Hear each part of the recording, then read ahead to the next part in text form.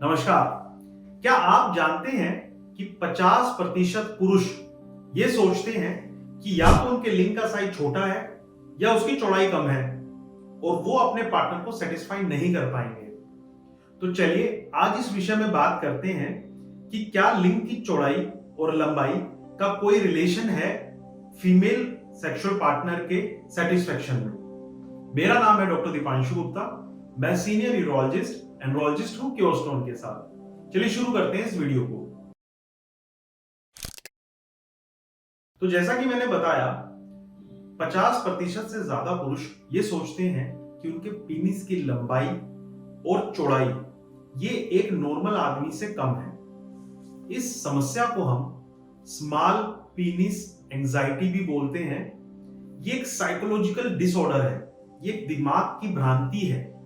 तो बात करते हैं कि जन्मी कैसे है, ये क्यों हमको ये दिखी है ये समस्या। तो देखिए होता क्या है, पुरातन काल से ही पुरुषों की जो ताकत है, जो उनकी क्षमता है, वो उनके पेनिस से जोड़कर देखी गई है, उनके लिंग से जोड़कर देखी गई है।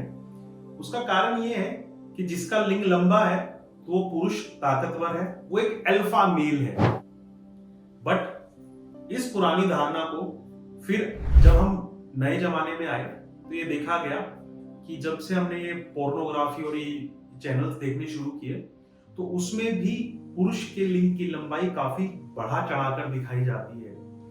अब जो ये एक्टर्स होते हैं, ये एक्टर्स तो इनका तो प्रोफेशन है, तो इसलिए वो अपने पेनिस का ध्यान भी रखते हैं और इनमें ऐसे एक्टर्स को चुना जाता है जिनका पेनिस साइज नॉर्मल से लंबा हो। तो इसको देखकर भी हम बचपन में, क्योंकि जब हम छोटे होते हैं, धीरे धीरे करके जब हम युवा होते हैं, इन सब चीजों से एक बार हमको पाला जरूर पड़ता है और कौन हर कोई देख ही लेता है। तो उसको देख के, जो एक इतनी पर्सनल सी चीज है पेनिस, उसको देख के वो एक अपने दिमाग में एक भ्रांति बना लेता है कि यार मेरा साइज तो इतना है नहीं, तो मैं तो अपने पार्टनर को सेटिस्फाई नहीं कर पाऊंगा। देखिए पेनिस का जो साइज है, जो उसकी चौड़ाई है, वो हमारे जीन्स पे डिपेंड करती है, हमारे शरीर की बनावट पे डिपेंड करती है। जैसे हमारी एक उंगली है, इस उंगली का साइज वही होगा जो कि हमारे जीन्स डिसाइड करेंगे, जो कि हमारे को पेरेंट्स से मिले, हमारे मदर और फादर से जो जीन्स या शरीर की बनावट के गुण हमें मिले हैं, उन्हीं से ही हमारा शरीर बना है। तो हमारी उंगली जैसे एक पर्टिकुलर लंबाई की है, उसे हम खींच के या किसी भी तरीके से उसको लंबा नहीं कर सकते। उसी प्रकार से हमारे लिंग की लंबाई भी जो है वो हमारे जीन्स और हमारे न्यूट्रिशन, कि हम खाना पीना कितना अच्छे से करते हैं, क्या रहता है, उसके ऊपर डिपेंड करती है। तो उस लंबाई को हम नहीं बढ़ा सकते। अब बात करते हैं कि क्या ये लंबाई एडिक्वेट है, क्या जो ये लोग सोचते हैं कि लिंग की लंबाई छोटी है या चौड़ा कम है, क्या ये सही चीज है? तो इसका जवाब है बिल्कुल गलत धारणा है।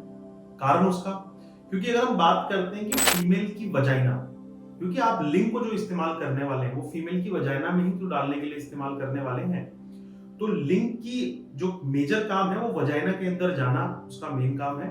तो वजाइना की जो एक लेंथ देखी गई है वो 3 इंच से लेके 4.5 इंच तक की उसकी लेंथ रहती है। उसके बाद वजाइना की लेंथ में ऊपर सर्विक्स आ जाता है।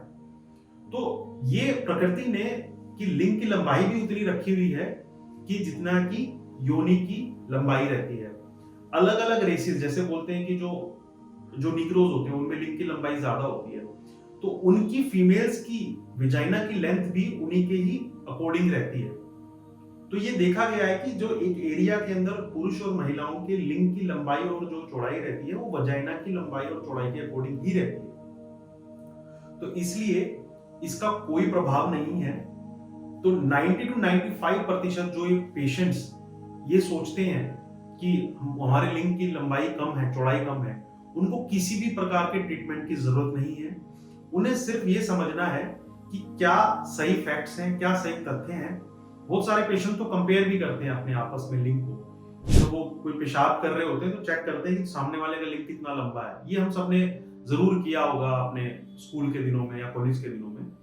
तो ऐसा करने की कोई आवश्यकता नहीं है।